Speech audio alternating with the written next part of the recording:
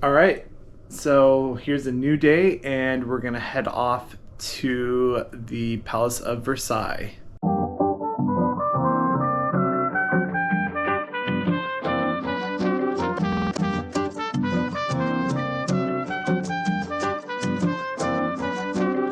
We made it to Palace of Versailles. Versailles is a city about 19 kilometers away from Paris, and we took a boat to get here. We have the passport entry ticket, so that gets us into the main parts of the palace as well as the gardens. And a little background on this palace. It started out with King Louis VIII building a hunting lodge on this site. Then King Louis IX is actually the one who built this palace. And then, as we know, the French people overturned that rule.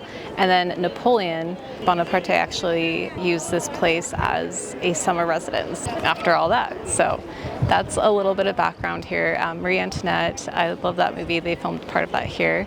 She was here. She married King Louis IX. I've heard that the gardens are more spectacular and amazing, and they're huge than the actual palace, but I know there's a few rooms I want to see, so I'm excited. We're going to the Apartment du Dauphine.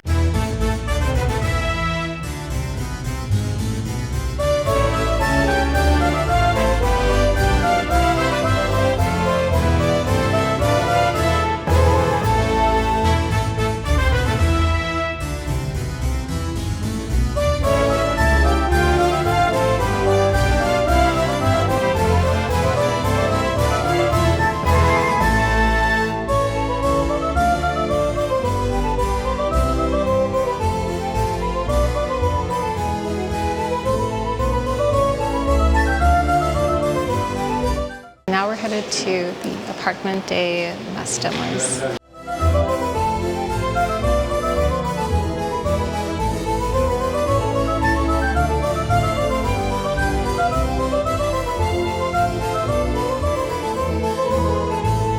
Now we're going to the Apartment du Capitaine des Gardes. So at one point, because the palace is so huge, like toilets weren't really a thing yet, people would just go into different rooms and just sit down and go to the bathroom.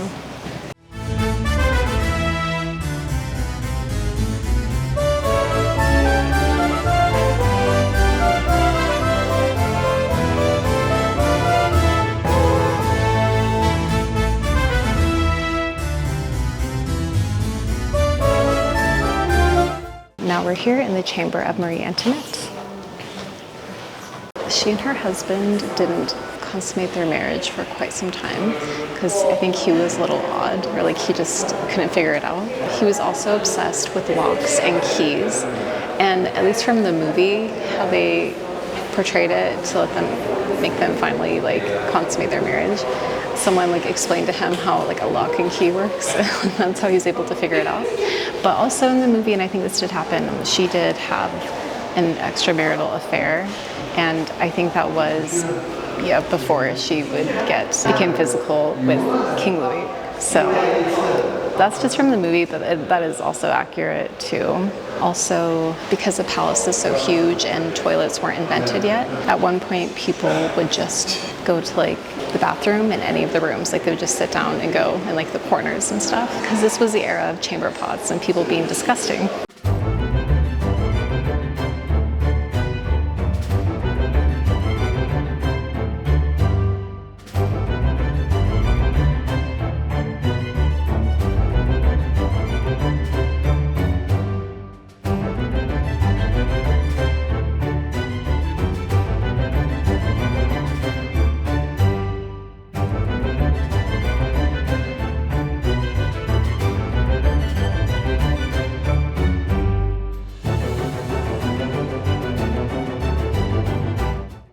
So I'm just looking at fun facts about Versailles right now, and we noticed that the beds in there look more like day beds, or like they're shorter, or they look like giant chairs. And it's because people didn't used to sleep lying down because of old superstitions, considered like lying down to be the position of the dead. So they didn't want to like do that.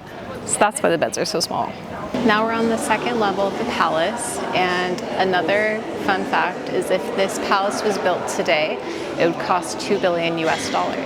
Also, I'm trying to find the room, but Kim and Kanye, when they got married, they had their rehearsal dinner at Versailles. Lana Del Rey sang here as well for that rehearsal dinner. I want to say it was in the Hall of Mirrors. Also, they have a ball every so often where you can dress up like the Marie Antoinette times.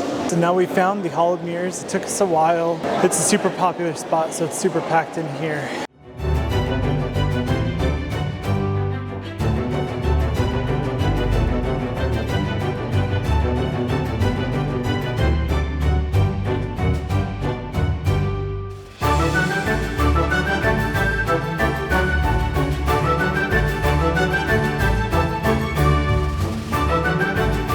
We just entered the garden area and we are going to go over to the little greenhouse over there to see how much a golf cart would be to rent, because apparently these gardens are huge. We have a map right here and people recommend getting the golf cart, so we'll see.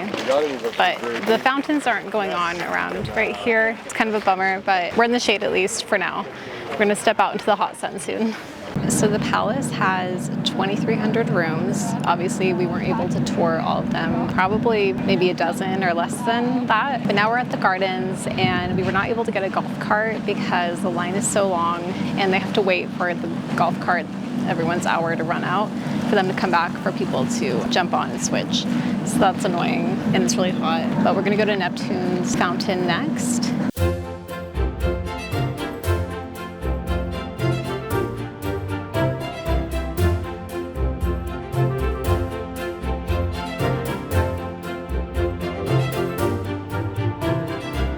One thing I read is that these gardens took 40 years to build and they have to replant everything every 100 years to keep things looking young.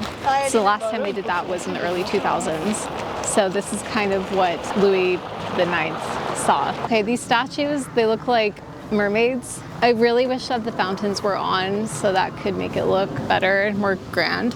You can tell that most of the flowers are dying because it's September and it's almost fall. It's gonna get colder. But there are some really pretty flowers still, and this is a nice viewpoint of the palace. It looks like they're doing some work though. We're finally at the Neptune fountain. It looks like there are dragons and like sea snakes in it. But when we were walking down, the fountains were going off, like the water was going off, and then it ended right when we got here. Now we're at Three Fountains Grove. The fun part about these gardens is that you could be walking down a trail, then all of a sudden you see a little tunnel and you come out to something beautiful like this. This is one of our favorite spots we've found so far. And if we didn't look down that tunnel of trees, we would have never found it. They have a lot of music playing in random spots near fountains. These fountains still are not on. It's hard to believe that the fountains are not on because they say they're in a drought, because when you turn on a fountain, you're literally just pumping the same water that's already inside the fountain. So this has a lot of ocean themes, a lot of seashells and other similar stuff. So we like this one a lot because obviously we like the ocean because we live next to it. And now we're gonna head next to Apollo's Bath Grove, then the Water Theater Grove. So we're here at the Apollo's Bath Grove. This is now my new favorite one. I like this cave. It'd be really cool if the water feature was on, but unfortunately it's not. So we've made it into the theater fountain. Okay, so we finally found a fountain that's actually on and running. So this is a great new pace, we like it. Now we're in Basket du Dauphine.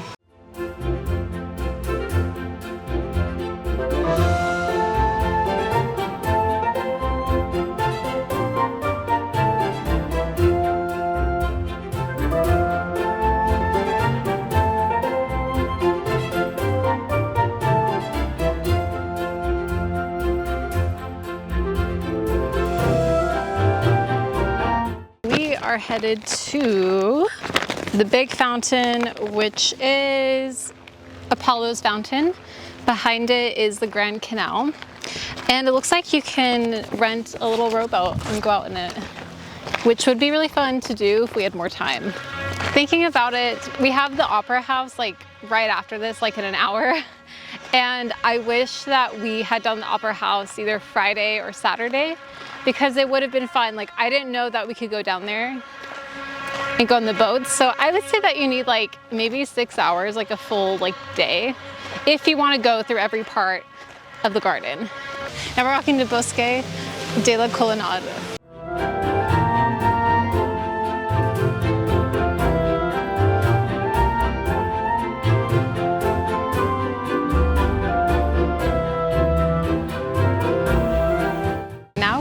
Latonis Fountain and Parterre.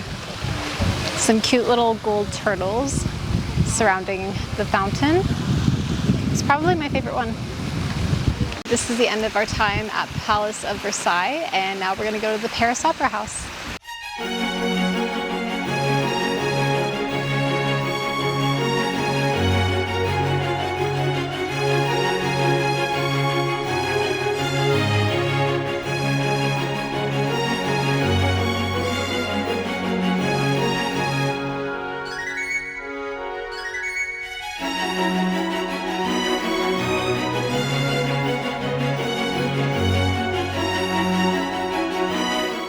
We are in the Paris Opera House.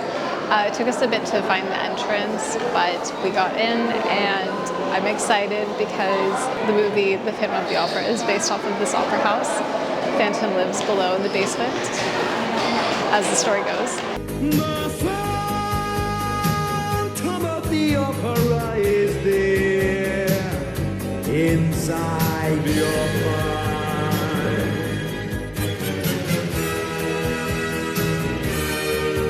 Getting in was fine if you have a ticket. They don't take walk-ins or walk-ups or anything. We're excited to go explore.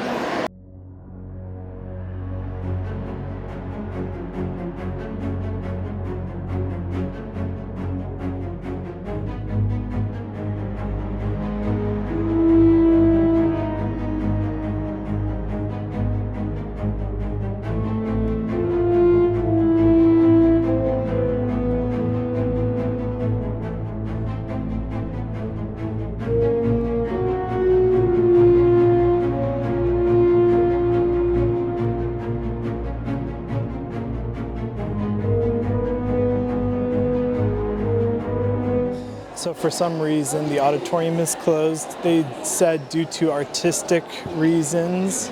I just don't think they don't want anyone to go in there today because they don't want to have to staff that part. Because I don't see any other staff for security around this building. So that's my guess. So yeah, we're not allowed to go in the auditorium, so it's a complete rip-off. So we're being kicked out right now. The bell just went off to warn people to leave. That is closing.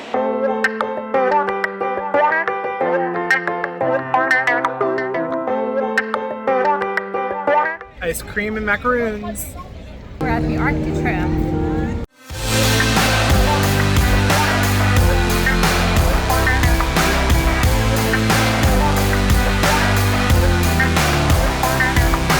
The Arc de Triomphe was built to honor those from the French Revolution and the Napoleon Wars. It also has the Tomb of the Unknown Soldier from World War I, honoring that.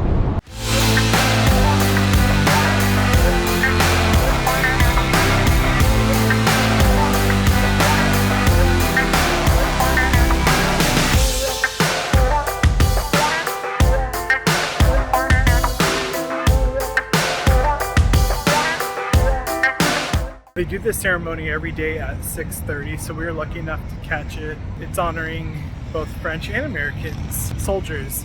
So after the Arc de Triomphe, we headed over to the Eiffel Tower to get some more pictures and stuff out in front of it. We really didn't get to see it much before except for at night, so we wanted to see it in the daylight as well. Usually there's grass here in front of us, but it is all dirt right now, so we can't sit down. They have grass behind us and it's all fenced off. Alright, so they just opened up this grass area now. I don't know why it was fenced off earlier, but now there is a way in. You have to be really careful in these fields around the Eiffel Tower because it's very notorious for pickpocketing.